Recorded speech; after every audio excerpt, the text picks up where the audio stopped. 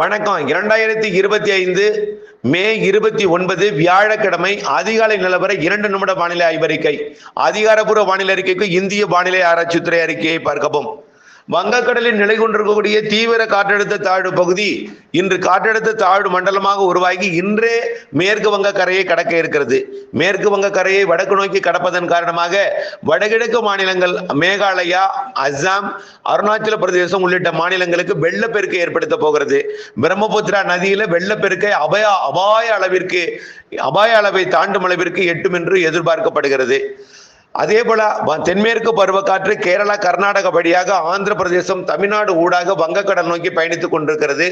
இது இன்றைக்கும் நாளைக்கும் கொஞ்சம் வலுவாக நுழையும்.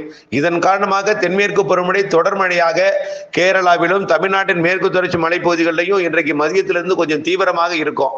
ஆனால் நேற்றைக்கு எதிர்பார்த்த அதீத மழைப்பொழிவு இல்லை, ஆனால் அதிக மழைப்பொழிவு இருக்கிறது. தமிழ்நாட்டிலே மேற்கு தொடர்ச்சி மலைப்பகுதிகளில் நேற்று முன்தினத்தை விட இன்றைக்கு மழைப்பொழிவு அதிகரித்து காணப்படும். நாளைக்கு இதை விட கொஞ்சம் கூடுதல் பரப்பிலே காணப்படும். ஆனால் திண்டுக்கல் மாவட்டம் வரைக்கும் மிக கனமழைப்பொழிவு எதிர்பார்த்திருந்தோம். ஆனால் கனமழைப்பொழிவும் சற்று கனமழைப்பொழிவும் இருக்கும். ஈரோடு மாவட்டம் தெற்கு பகுதி வரைக்கும் இந்த மழைப்பொழிவு சாரலாக எட்டும். ஏன் டெல்டா மாவட்டங்கள் வரைக்குமே நல்ல மழைப்பொழிவு இன்றைக்கு மாலை இரவுல கிடைக்கும். ஆனால் ஒதுக்கி இருக்கும், பெய்யும் இடத்துல கனமழை இருக்கும். வடகடலோரம் வரைக்கும் நல்ல மழைப்பொழிவை கண்டிப்பாக கொடுக்கும். இன்றைய விட நாளை கனமழை காத்திருக்கிறது. வட உள் மாவட்ட பகுதிகளிலையும் வடகடலோர பகுதிகளிலையும் தென் மாவட்டங்களுக்கும் மழை இருக்கிறது. இன்றைய விட நாளை கூடுதல் பரப்பில் இருக்கும். அனைத்து மாவட்டங்களிலும் இருக்கும். இன்றைக்கு ஒதுக்குதல் கூடுதலாக இருக்கும், நாளை ஒதுக்குதல் குறைவாக இருக்கும்.